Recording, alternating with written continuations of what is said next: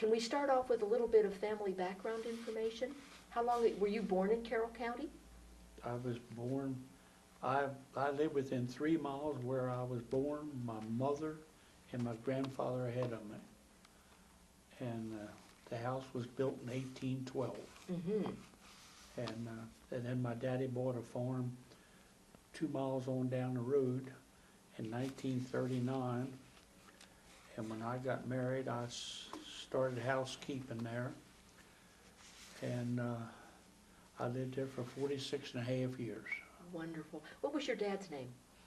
Rauland Roop, Ralph G. Roop. And your mom's name? Grace Ethel Engler. Uh-huh. And she was a daughter of a Brethren minister. Mhm. In fact, the first our ancestors came over here, they was settled in Eola, Pennsylvania, and one of them was an Amish minister. Really? But my mother always thought that one of us boys ought to have been a minister, but as my brother said, we wouldn't have the heart to take the money from the people. And tell me where your farm property is located. Can you give us some reference points? On the farm, where I lived for 46 and a half years, You bet. 4209 Sam's Creek Road. Okay. And the home farm was 4300 Sam's Creek Road. Mhm. And when we moved there years ago, they was all dirt roads. And we drove down in wintertime, the roads get muddy. And just before it was going to freeze up sometime, we'd take 2 horses and a slab and drag the ruts shut so they'd freeze shut. Invariable, somebody would come by that night and that evening before it froze and open the ruts up again. And, but it was all dirt roads and mud roads. And It's interesting to hear you talking about the work you did with horses as opposed to tractors. I gather when you were a youngster, it was all done with farm animals as Right. opposed to equipment.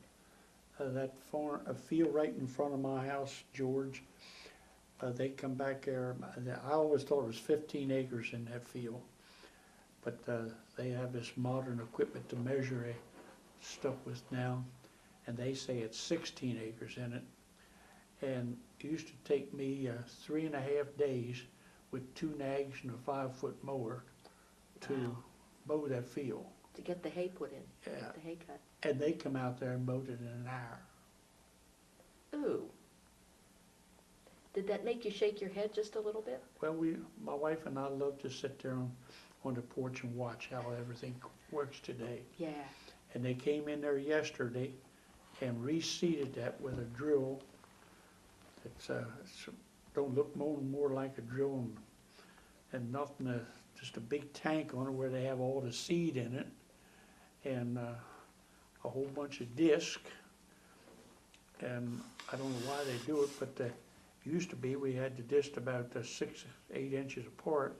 Now they have them about 4 inches apart, and then there'll be a gap, and then another 4. And they took and seeded that whole field yesterday.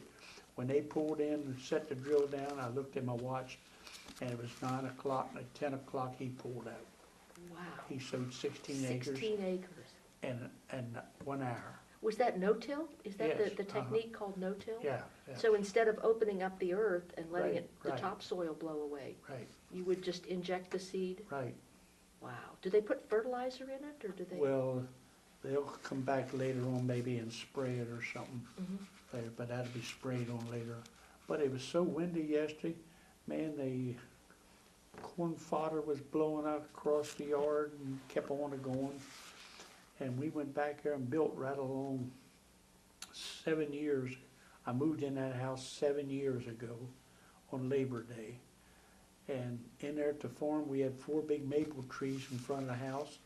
We'd have to go out and rake up leaves in the fall, rake up big piles of them, load them on a spreader, take them over and put them in the calf barn for bedding. But now we're right up next to a woods and don't have to, I haven't raked a leaf since I've been there. Once in a while you see a couple of them blow down, but they keep on going. Doesn't sound like you miss them. No, So what was your first job working on the farm? What was the first thing you were responsible for? Can you recall? feeding calves. Mm-hmm. I have to go down in the cow barn and shell corn off a cob in front and feed the calves corn, something like that. And, How did you know what to give them? well, Your dad told you, or you just? I guess. I Yeah. mean, Yeah.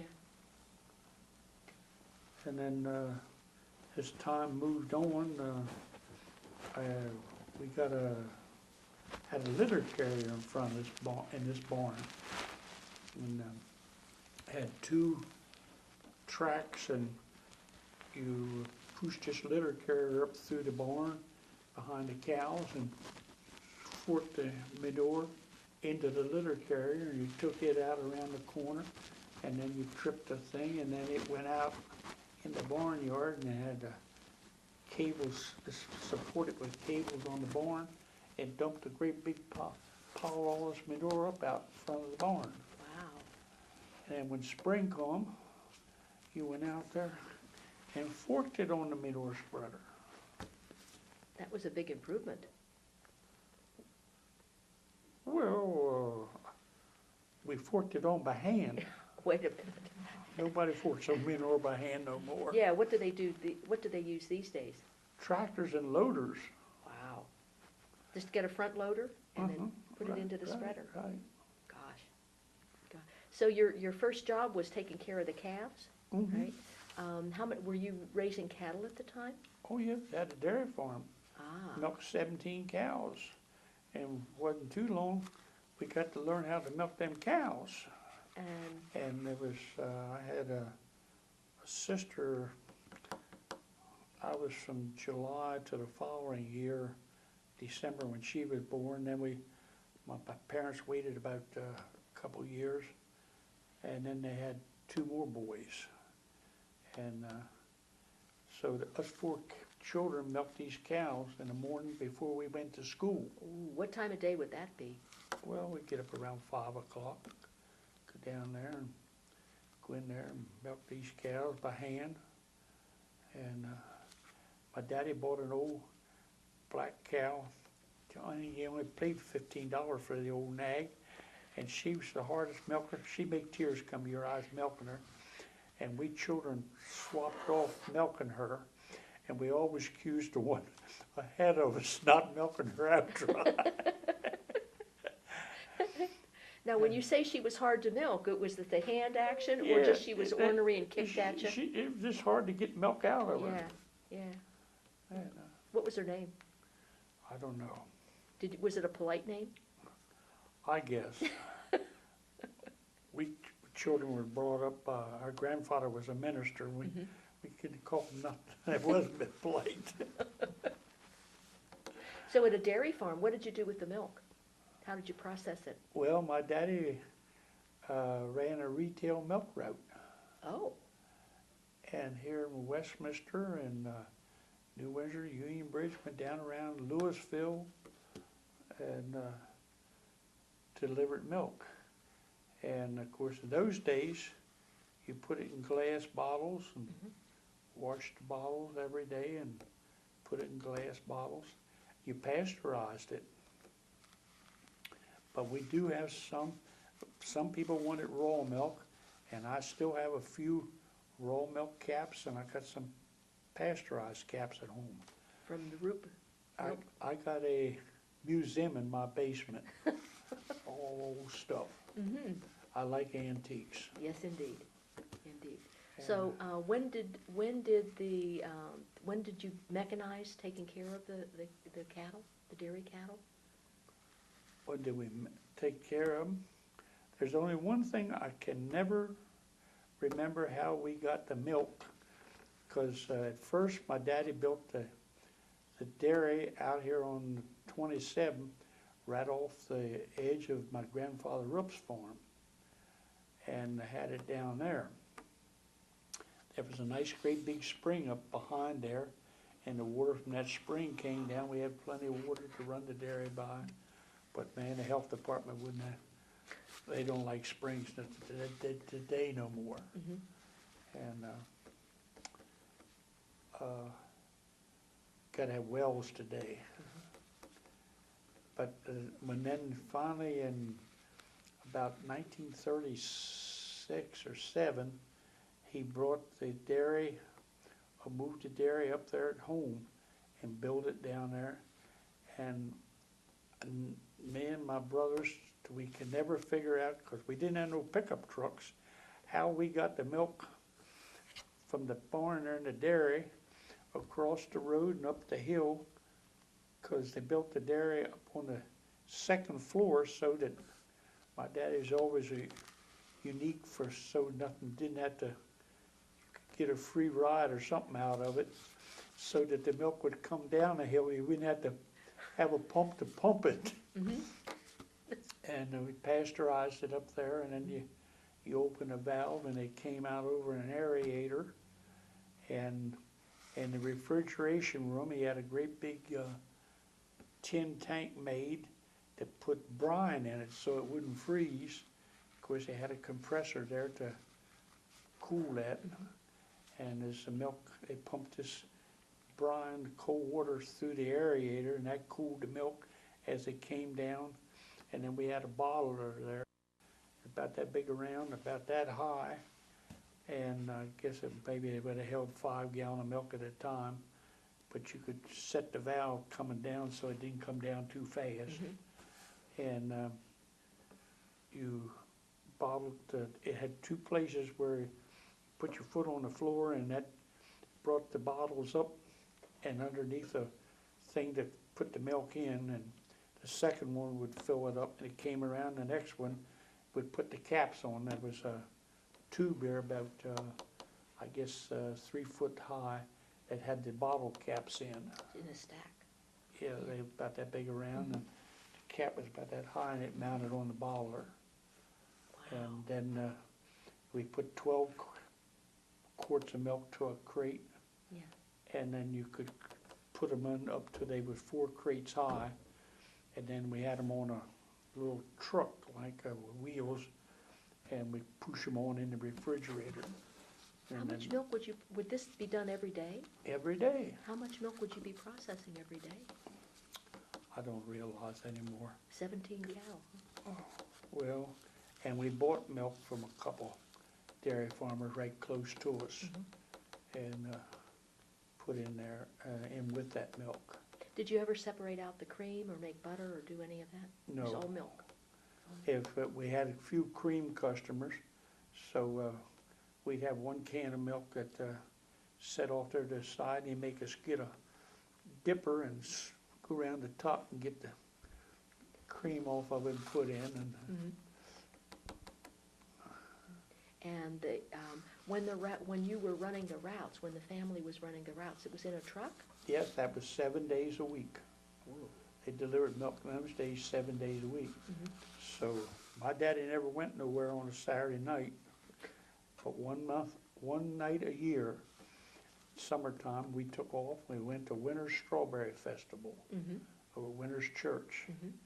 Got a whole quarter to spend. You could get a dish of ice cream, strawberries, and a box of Cracker Jacks with a prize in it, and a bottle of pop. What a day. Yeah, and then we went out in the cemetery and played hide and seek behind the tombstones while our parents listened to the New Windsor Band play. Did they know where you were playing? Yeah, we were playing in the cemetery. Okay. My wife and I just started going back there a couple of years ago. She said, well, how did you play in the cemetery in those days? I said, those days, honey, we didn't have daylight saving time. It was dark when we got there. But 1 night a year, that was his only vacation? Yep. Gosh. Things have changed a little, haven't they? I was just thinking about that, Mr. Fritz, absolutely. And my parents hardly ever took a vacation, but I remember one time they did take a vacation, and them and my mother's sister and Uncle Paul Hall, they, and Aunt Margaret and them, they went to out Wisconsin somewhere. I thought that would be a place to go. And my sister was upstairs and getting ready to go away. She had a boyfriend. And I'm downstairs, and she's trying to tell us how to make gravy. And wasn't getting along too good. I don't know what happened. But it didn't turn out, look like a gumball or something. We throwed it out in the yard, and the dog wouldn't even eat it. He was accustomed to a little better food, Yeah. huh? But, and I can remember yet, if I went to Union Bridge in those days when I was 16 years old, my mother made me wear a necktie to go to Union Bridge on Really? a Saturday night. Into the city. Union Bridge, that's no city. Just a little town right close to us. And why the necktie then? Well, she thought you wasn't dressed properly unless you wore a necktie when you went away. You didn't wear blue jeans and or ragged ones with your knees hanging out. Yeah. Have you taken a look at some of the fashions today that young people wear? Yeah, Carroll County Hospital's trying to keep up with them. Carroll County Hospital and New Windsor Fire Company is my two pet charity. Yeah. I think Carroll County Hospital is the best thing ever happened to Carroll County. Oh, yeah. And I know they're trying to keep up with everything. And I know they're trying to keep up with their styles. The skirts are getting shorter, and their gowns is getting shorter. So I talked to one lady out there, and when she knows I'm in there, she sees my name there, she comes around because I donate to the Carroll County Hospital. Yeah. And she went out one time, in fact twice since I've been there, and got me what she called a scrubs, what the employees wear around a pair of pants. I Yeah. said I was about half dressed in there. I didn't like that at all. How did you meet your wife? You'd never believe this. When she graduated from high school, I mean, she was 3 years behind me in school, and I never paid much attention to her. Only thing, I thought she was one of the two prettiest girls in that class. And as farm boys, used to go around at night and ask farmers where we could catch pigeons out of their barn. And we'd crawl up in the barn and get these pigeons and lock their wings and drop them down on the floor. And then we'd sell these pigeons for $0.25 a pair after our spending money. And then we'd go down to Joby Haynes's on the corner, a little pool hall or something, and got to flirt with the telephone operator. My wife was a telephone operator. Really? Yeah. And I got to flirt with her, and here we are 62 and a half years later. I says, I don't flirt. A couple of weeks ago, about a month ago, our church took a tour up to the Utz's potato chip factory in Hanover. And we had to climb up about 3 flights of stairs. I got up there, and I can go stairs as long as I got rail to hang on to. And one of the ladies down there and the workers was halfway flirting with the people up there through the window, back and forth, I said, that's one thing I don't do anymore. It's no flirting. Because I think it's contagious. I still got her, so it must be contagious. What was her maiden name? Roser. And that's a story too. It started with R. And she doesn't know it yet, but her 80th birthday present isn't done yet. I got a lady painting a milk can with her home on one side of it and my home on the other side of it. And up on the lid, we're going to put a big R and our wedding anniversary underneath of it. That's wonderful. She's working on it, and she told his daughter the other week to tell me that she's working on it. Yeah. And she's going to get it How done. did you come upon the idea? That's such a great idea. Well, I just thought that it'd be nice if we could remember our homes, and people paint milk cans around and have different things on them. And this particular lady is supposed to be real good at that. Yeah. his daughter recommended her to me, and And when's the birthday? it's already been. Her birthday was August the 26th, 1929. And she still doesn't know that this is coming? The Oh, milk? no. Oh, neat. I went and bought her a basket of fresh fruit, about that high. Mhm. Gotta give her something on her 80th birthday. She'd think I was a heel if I didn't. And I'm sitting on a parking lot trying to paste a birthday card on this basket of fruit. And all at once something rocked the car, and a lady come around and caught her right rear tire caught my front rear bumper on my car. Just messed it up just a little bit, and that lady never even knew she caught me. But there was a lady coming towards her in a pickup truck, and she saw her do it. And she hollered at her that, "You struck that man back there." So she pulled off to a place, and I pulled over there where it was at. And she told me who she was insured with, and so, Did the right thing. right. So So back to farm life. What was it like to change from doing your plowing with the horses as opposed to having a tractor, having a fine John Deere at well, your you know, disposal? plowing with the horse is something that I never done. Don't ask me why, but I just never done it. I thought when it took you 2.5 days to plow that 16, No, to mow. to mow, I'm sorry. I Yeah, take that it back. was to mow, but I have never plowed with horses. Yeah. Was that done on your farm?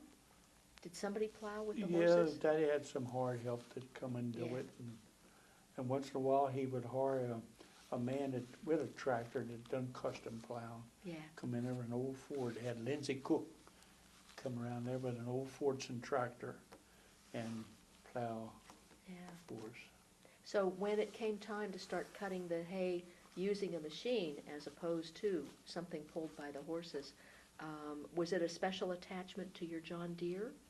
Was there something that, Well, my daddy, he would buy machinery, but he was great for going to sales. And I got a son, my oldest son, but inherited that from him. But I never went to a sale too much. Mhm. You see me at a sale, I want something. But anyway, my daddy, he went around and sailed and bought a used equipment. I remember my grandfather saying one time, he didn't know how he ever got my mother. He bought everything else second-handed. I never forget Grandpa Joe Roop saying that. He had some cute sayings sometimes, and I never forgot them. And my great-grandfather, William A. Roop, was a county commissioner here in Carroll County from 1919 to 1923 or something like that. probably exciting times. And I can remember him, and when he came to town, built the first house on Westmoreland Street, right at the top of the hill where it starts to go down steep.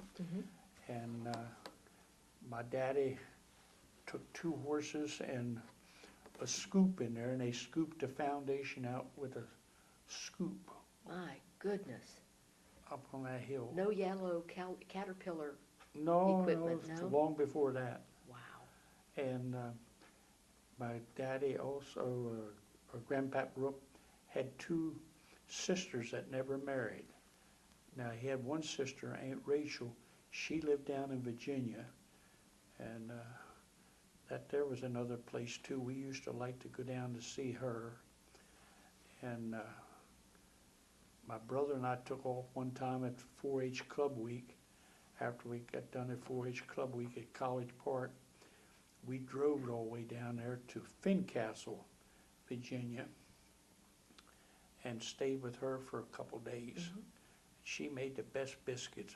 Honest. And but anyway, my brother said he'd take another piece of that sausage, and she had 2 adopted sons, and they looked down. I said, "That's not sausage, that's rattlesnake." needless to say, I didn't take no more seconds. The first was all right, but they ate rattlesnake. Uh-huh. Yeah, I guess it's an acquired taste, huh? Must be. Tastes like chicken. Tastes like chicken, yeah, for sure. But I've eaten a lot of stuff in my time over the years. I've had hippopotamus. Someplace over in Europe, they served us on a trip that we were on. Uh-huh. And one time when I was in Russia, they offered me spares, but it just didn't appeal to me, so I didn't. What took you to Russia? On a trip, I love to travel. Mm-hmm. Him and I've been around the world. Oh, fabulous. I've been to Australia and New Zealand twice. Mm-hmm.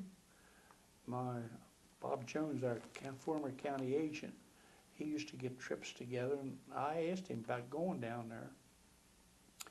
And he said, "Boy, do you know how long it take to go down there? Take a whole day to go down there." Well, I said, "So what? Would this leave a day sooner?" Solved that. And we flew to San Francisco or Los Angeles, I don't know which. And then we left there and flew on to Hawaii. I just don't know how long it took us to go to Hawaii in them days. Planes used to didn't fly as fast as they do now. And then from Hawaii, we left there at 2 o'clock in the morning, fueled up, and 17 hours to Sydney, Australia.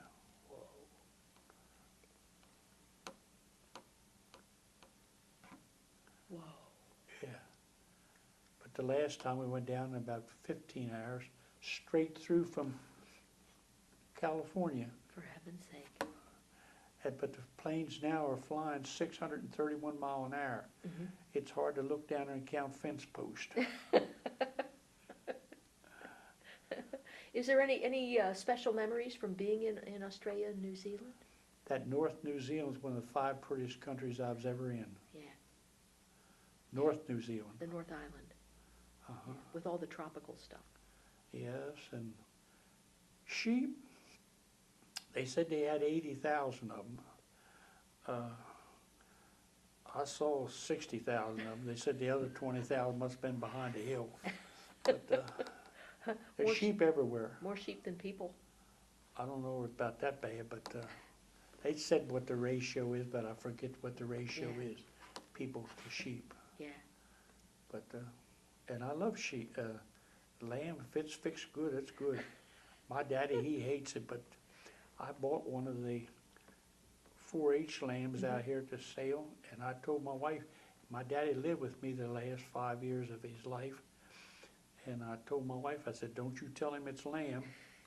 And she put it on the table, she did, and he ate it, ate some more. Were you active in 4-H? Not as much as I could. I showed 4-H heifer. I showed my first 4-H heifer at 20-town Fairground. Mm-hmm. First time I ever got to go away from home and stay. We slept in the barn up there. Mm-hmm. Girls wasn't allowed to sleep in the barns at Yeah. 20-town Fair. I'm not sure they are at Carroll County Fair. I couldn't say. So you showed heifers? Well, I showed heifer. My first heifer was a Guernsey of all folks. Mm-hmm. But I bought her from out there at the foot of Red Hill. A man had Guernsey herd there. My daddy took me out there and bought me a nice Guernsey heifer. Mm-hmm. But then later on, I had a Hereford heifer that I bought down at the Virginia Spearmill Farm in Virginia. We bought 2 of them. Daddy bought one, and I bought her younger sister, and I can remember her name yet. She was Lady Republican II. He bought the first one, and we brought her home, and he had this milk truck. We went down there, and we put a crate across, a screen across, and put her in this milk truck and haul her home. And when she got home, we went to let her out, and she got away. And We caught her 2 days later on a farm about 3/4 of a mile across the fields the way the crow flies. We brought her back home, and I put her in a pen, it was tight, and tied her up, and I petted her for about a day and a half, and then she got so tame that you could do anything with her. Would handle her feet and push her around? And Yep, just played with her. mm-hmm. And if somebody's cattle get out, well, we take her to the place and turn her loose with them, and she get to mingle with them, then we coast them on back. Very smart, Yeah. very smart. Was Guernsey the breed of cattle you used on the milk farm? Well, my grandfather had Guernseys, Mm-hmm. and but he couldn't believe it when we went to test the milk that we had Holsteins that tested 4%. Whoa. And what were the Guernseys testing? Oh, they was two, but they didn't give it near as much milk. Yeah. But I can remember my daddy belonged to the New Holstein Association in Harrisburg, but it never panned out too much, and finally I think it went by the waysides. But my daddy always thought that you ought to have pole cattle, because we had pole Herefords, and Mm-hmm. we wouldn't have to cut the horns off of them. Yeah. So we started getting pole Holsteins. So I saw one time in the Holstein World magazine that there's going to be a big sale out in West Salem, Wisconsin. Going to sell pole Holstein bull out there. Mm-hmm. And I told him about it, so he was all for it. So we're going to drive out there. And I had a pickup truck, and I bought a used, I think about a 1949 or 50 Ford, F-150 Ford, made wooden racks and put on it. Had a sheet that we could put on top and tie it down. And we went out there to West Salem, Wisconsin, and we finally seen this bull here, and we got my daddy made me park 2 blocks away. He said, you don't want nobody to know you're from Maryland. They'll run it up on you.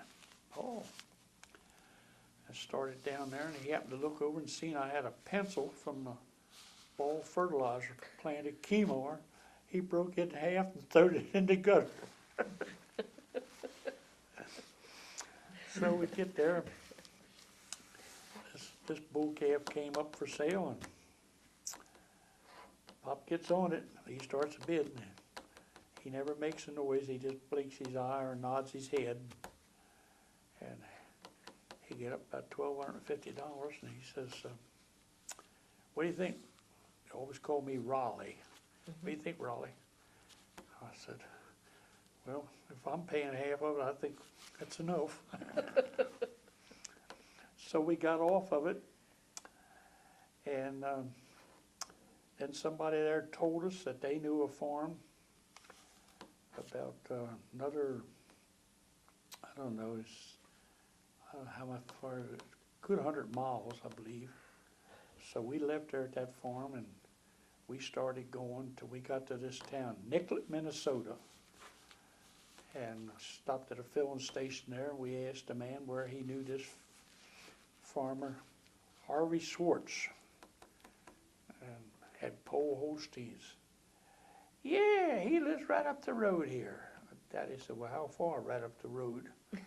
Well, he said the first road is 2 miles, the second road is 4 miles, the third road is 6 miles, 8 miles up the road.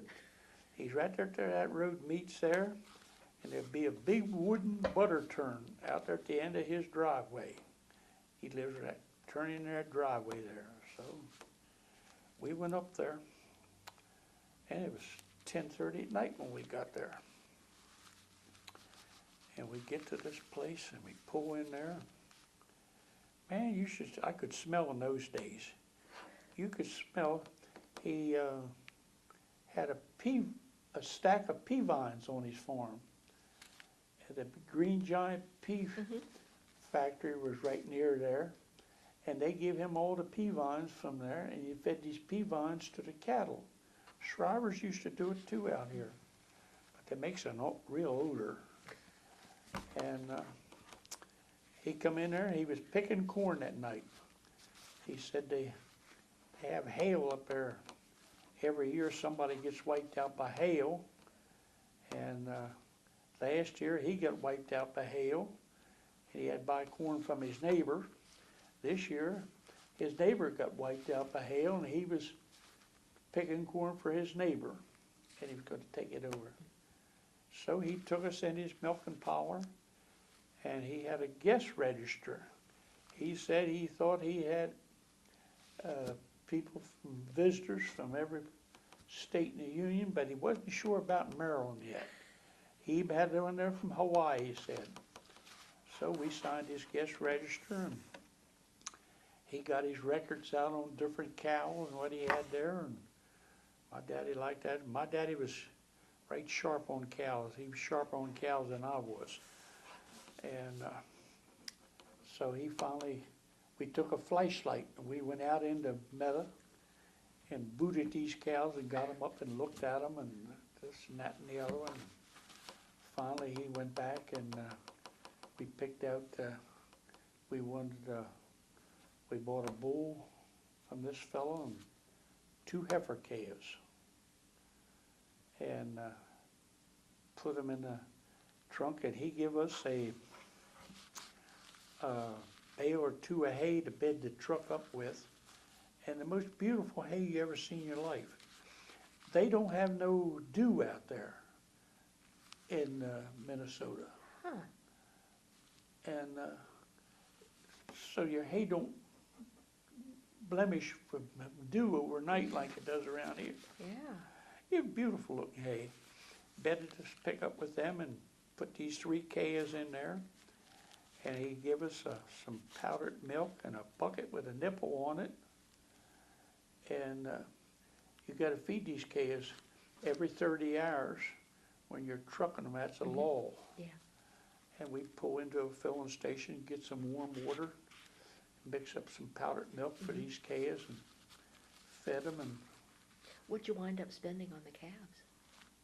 well, we didn't pay $1,250 for 3 of them, I don't think. But they were nice calves. Yeah. Yeah. But Pop went back out there the next year.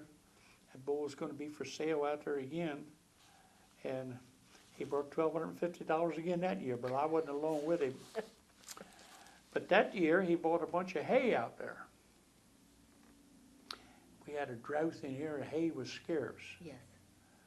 And he come home and told me about he bought all this hay out there. We're going to have to go out there and load this hay up. And you could rent railroad cars. We rented railroad cars that you hauled cars in. They were bigger than the regular railroad car. And we could pack some more hay in. You still couldn't get more weight in the car than what it would hold, you know. And we loaded those cars every day. We loaded hay out there for about, I don't know, 3 or 4 days. And Was just you and your dad working, or did your brothers come? the people he bought this hay from, they would haul it in there to the railroad car, and then Pop and I would pack it in there. Pop made me pack that stuff in there because the more you got in it, the more he got to haul home. Yeah. And after about the 4th day of that, I told him I just about had enough of it. We had loaded all but 1 car, I believe. We're going to ship home. And he said, that morning we stayed at a motel, and he said, "What are you doing?" I said, "I'm packing up." He said, "Well, how you going home?" I said, "I'm going in the Gray Ghost if you want to go along." He had a car, Ford, it was gray, and we called it the Gray Ghost. What year? What year was it? I don't remember that anymore. Was old? Was it already an old car? Yeah, it had 3 or 4 years on it. Okay. He didn't buy he only ever bought 1 new car in his life.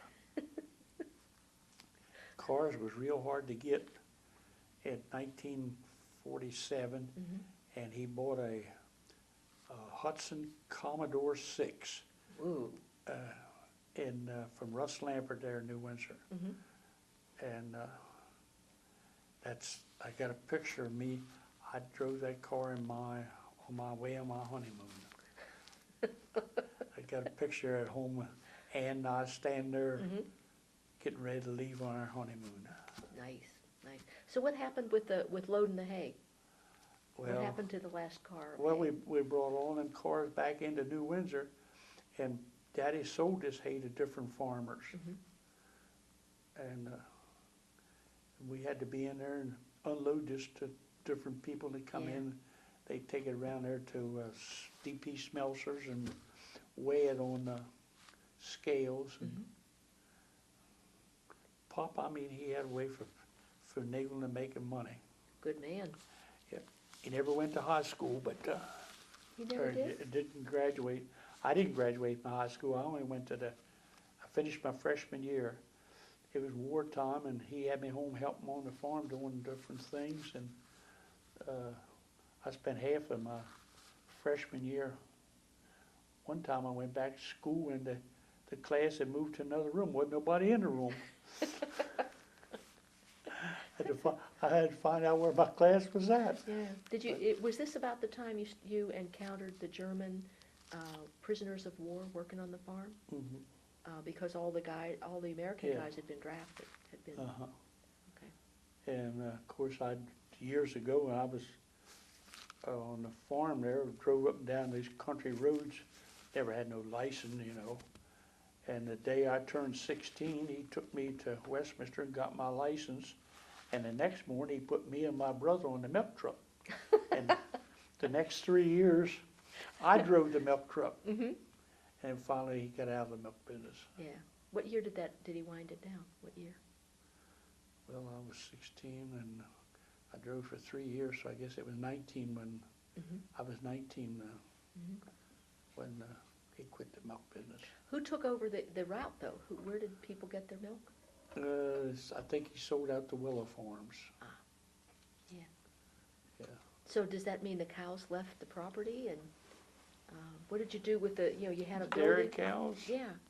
Did you We just, started shipping milk. ah, We shipped to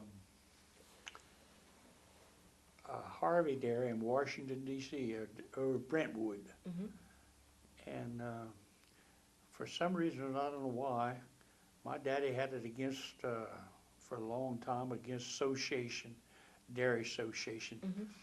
Because for some reason or other, he was shipping to Maryland Association, and he was also selling milk, bottling milk. Mhm. He sold them what he didn't sell, and they found it out, and they penalized him or something, and for that, he had a sour note for associations. Yeah. But later on, when I joined in it, we went to Maryland, Virginia then, and we shipped to Maryland, Virginia for a good many years. Now, when you were shipping the milk like that, what kind of processing would you do on the farm? Did you pasteurize it and then No, ship we it? And it was shipped it raw? raw, Wow. put it in 10-gallon cans. Mhm. And now my grandfather, he was just a little man. He wouldn't weigh over 100 pounds soaking wet. And he had 7-gallon cans, and they were a little bit shorter. Mhm. The 10-gallon can was this high, it held 86 pounds. Milk weighs 8.6 pounds to a gallon. Mhm. And then 7-gallon cans, they'd make dents in this 10-gallon cans. The other shippers didn't like them too well. But they hauled them down along the road there on 27 Mhm. and met the milk truck. And it started out there at Gypsy Hill, and there where Little George used to be. Yes. And a fellow there, Marion, DeWitt Marion's daddy, Mhm. he drove the milk for Tidewater, and I don't know how he picked him up, but Vince Powell's, a colored man there in Westminster, his daddy rode the milk truck in the back of the truck and shipped the can, Mhm. and it had I don't even think it was a trailer, it was just a street job truck. Yeah. and they got till they got to Westminster, they had a load, and then they took it on to Baltimore. Golly. How long did that go on? A few years. Yeah. So And is then- the family farm still a dairy farm? Oh, well, a couple of years, Grandpap Roop shipped milk up there, Yeah. and, and we shipped milk there at home for a few years afterwards. And I can remember, one time it snowed real bad, and the roads were all drifted shut, and we had to haul the milk put the milk in milk cans and set them in a manure spreader, and had a tractor pulling it with chains on, and we were in the field more than we was on the road till we got to New Windsor. And we met the milk truck there at Murray Trite's garage, a garage going halfway up the hill out of New Windsor. Gosh. How And- long did it take you to drive it that day? Do you remember? Because the milk would have been ready, I guess, Well, early in the morning. It sure wasn't gonna spoil because of cold weather.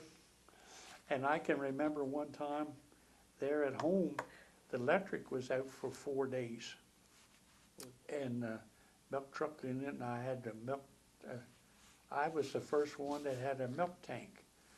And Royal Dunlogan, they had a little, I think the truck only held about 960 gallon.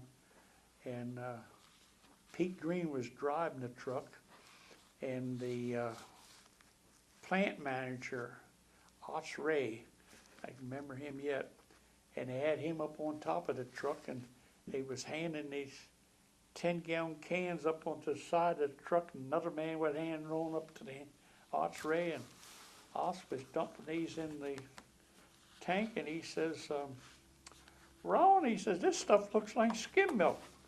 I said, well, what the hell do you expect? That's all you ever pay me for.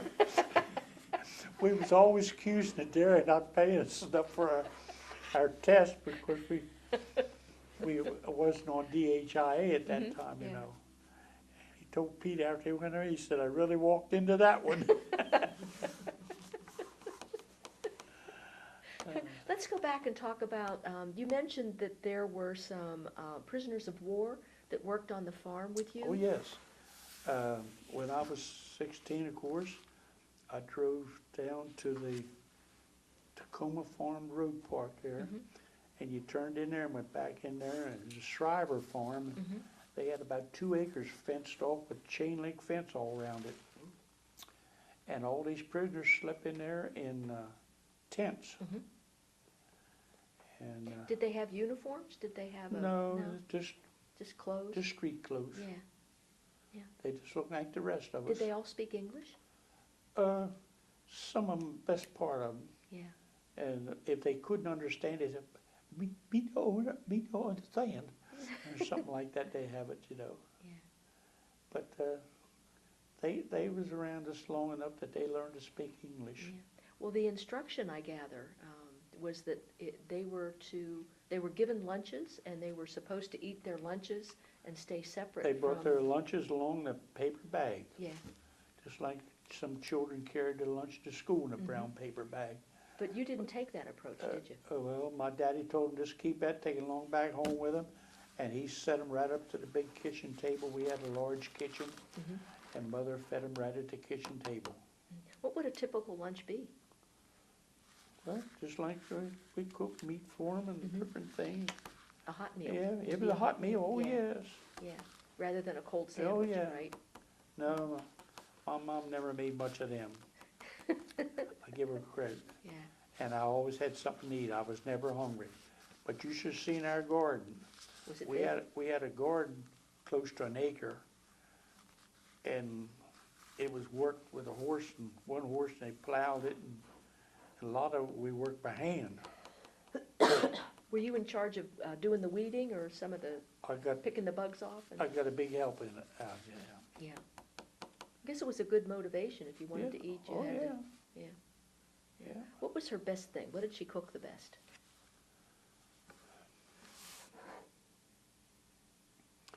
I tell you what, she didn't cook the best. That was cooked turnips. Turnips. I don't like them cooked.